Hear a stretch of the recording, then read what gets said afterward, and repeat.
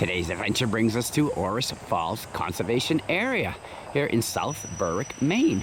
We are all here. Yep, Dave, Tina, Barry, myself, and of course my lovely wife Cheryl. We're out for another adventure, so come along.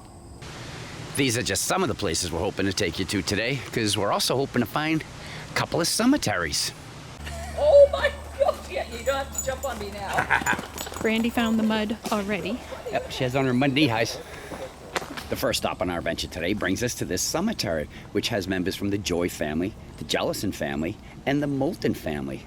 The Joy name, that goes way back into the 1700s. As a matter of fact, in 1784, William Joy and his wife Martha purchased all this land and they built their home here. A little later in the day, we're going to show you where that home was. The second thing that we found today was very, very difficult to find because we knew it was out here, but we could not find it. That would be the old Joy Spring. The reason it was hard to find is the fence post was actually underneath the bridge that I'm standing on, and the sign was down by the cemetery and broken. But what that actually says is Old Joy Spring, never runs dry, used for watering cattle. Cool, huh? Yep. And this is where it is. I stuck my fingers in it, and it is cold water. Now, the only way that we found this was from pictures on the internet of it, and we recognized the area. Trust me, we took pictures of specific things and came out here to find them, and they are still in the exact same spot. So, 2 down. Let's move on. The trail is well marked and well packed down so you can follow it very nicely. And our first stop today, we'll be going to Balancing Rock, heading this way. Welcome to Balancing Rock. Pretty big, huh, hon? Yes, it is. It is actually 20 by 12 by 15 of the measurements that I found online. I didn't actually measure it. It is what's known as a perched boulder for the way that it is, well, perched upon that other boulder. A smaller boulder. Mm-hmm. That's what makes it a Balancing Rock. Yes, it does. Now, off to the left is a lot narrower, and as you come to the right, you can see it gets a lot wider. This is what geologists call a bullet boulder, and they say that it faces south. But local folklore says that compasses do not work by this boulder. So we put our iPhone down with the compass to check. And indeed, it is pointed to the south. But if compasses don't work here, then how would they know if it was pointing south or not? I'm just saying. Yeah, no kidding. Maybe it's north. Just imagine the glacier that was carrying that as it melted. It came along, it was dropping all these erratics off and just set it on top of that other boulder. That's wild. Over 10,000 years now. And nobody's knocked it off. Well, we did. We put it back up. That's what the stick is for.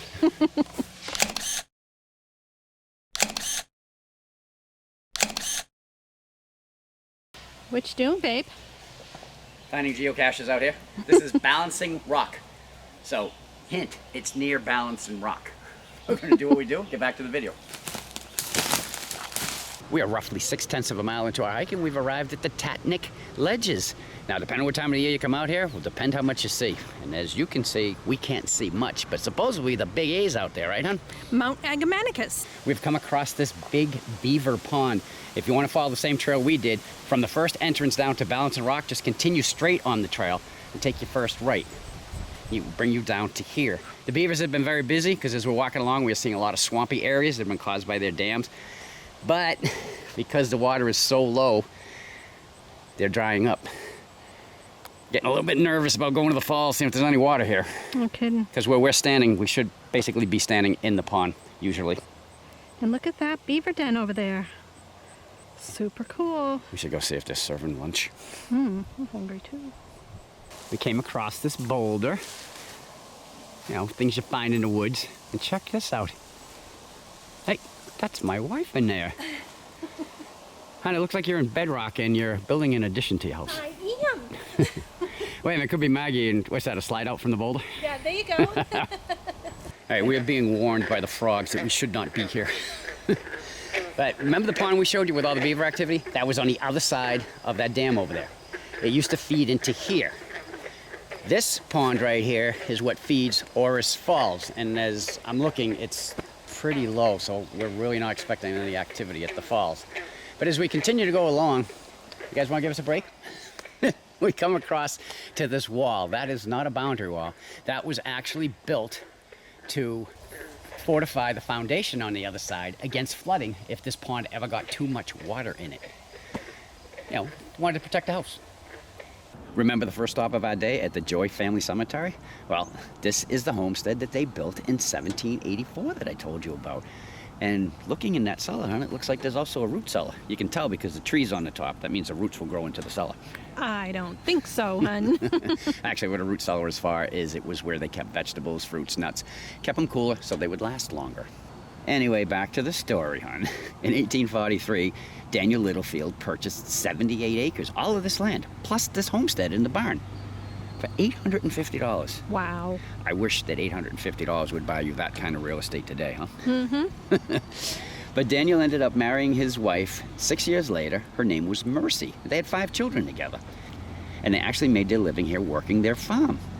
Mercy died in 1889, and Daniel followed her in 1891. The property went to their son, Orris, and yes, that's who the falls are named for, in case you were wondering. Aha.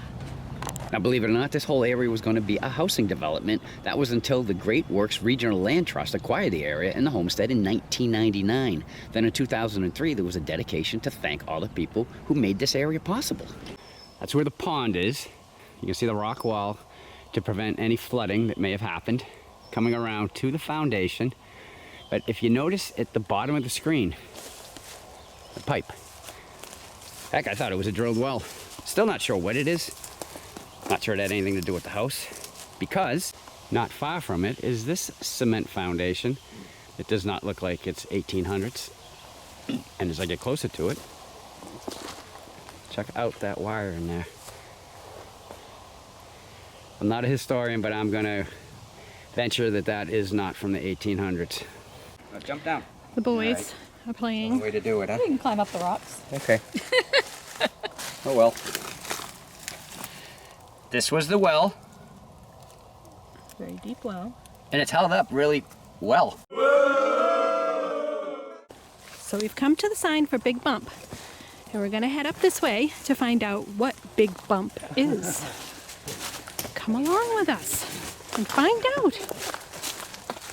So we came to this big rock. We see some power lines, and we can just see a hint of the wetlands down there. So welcome to Big Bump. What'd you find? Geocache. What's Yay. it called? Big bump. There you go.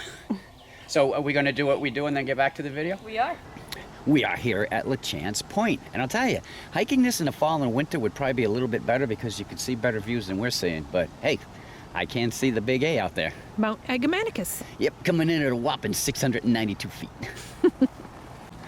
We are now at the Littlefield Family Cemetery, where Daniel and his wife Mercy are buried along with 2 of their 5 children. Now, little Eunice here, she was only 2 years old when she passed away, and her sister Henrietta was age 22 when she passed away. We are now heading to Orris Falls. Heading this way. Yeah. Welcome to Orris Falls, or should we just say Orris Trickle.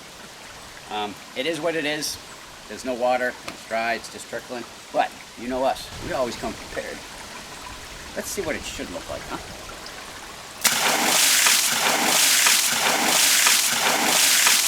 Whoa, cool.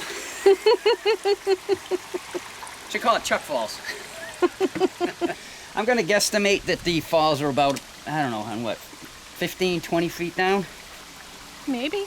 And then once the water comes rushing down there, it's actually created this gorge, which they say is 90 feet long.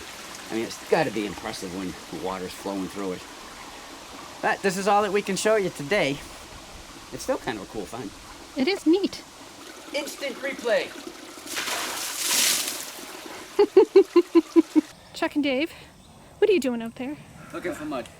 You're in the for safety. swamp. You're in the Finding it. swamp. Yeah. We thought there was a geocache. This is the 4th cemetery we found in the conservation area, and it's another colonial cemetery. Yeah, and it's a very old cemetery, but you can still make out some of the engravings on some of the stones. Now, we're only going to show you 3 of the cemeteries in this video. The other one has 2 grave markers, but the year of death on one of them is 2008, so we believe they're maybe just more of memorial markers, but in any event, with respect to the family, we're not going to be adding them to the video. Look at this. It's very cool. It's like a path between 2 walls. Let's go see how far it goes. Maybe there's an old cart road between 2 properties. Cellar hole, barn. It's almost like 3/4 of one, but then over here there's nothing. Maybe it's a barn. Right. Barry found this. Very cool. Yeah, kind of vent or something. All right, when we are back out from our adventure, we had a great time again with our adventure team. We found some really cool stuff out there to show you guys. If you like what you saw, we'd appreciate that thumbs up as always. If you want to watch everything that we do here on We Are Mud Fun, Dave, what would they do? That subscribe button right down there. Yeah, go ahead and click it. You're in. You have any questions or comments, Barry? Where could they put those? Right down below. Yeah, always right there underneath our feet. Or you can just say hi. Why, Tina? We'll say hi back. Yeah, until our next adventure. The end. The end. Jeff, smooth that one. That's the best one yet since we've been back. Hi, dude. Clear? Yeah.